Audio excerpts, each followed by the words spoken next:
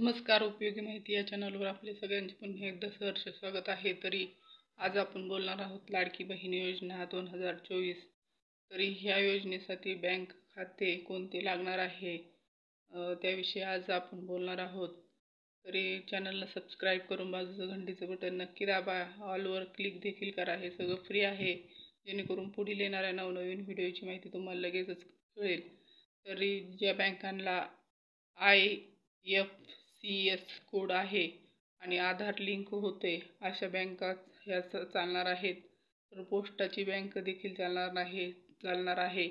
तर संयुक्त खाते असेल तर त्यामध्ये ज्या महिला ह्या योजनेमध्ये आहेत त्या महिलेचं नाव प्रथम क्रमांकाला पाहिजे अशा पद्धतीने संयुक्त खाते देखील चालणार आहे.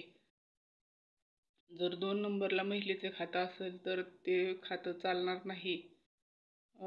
तुम्हाला माहिती कशी वाटली ते सबस्क्राईब करून नक्की कमेंट करून नक्की कळवा आणि चॅनलला सबस्क्राईब करून बाजूचं घंटीचं बटन दाबून ऑलवर नक्की क्लिक करा. इंस्टावर फेसबुकवर देखील फॉलो करा. हे सगळं फ्री आहे. राधे राधे. जय श्रीकृष्ण. जय गुरुदेव. श्री गुरुदेव. धन्यवाद.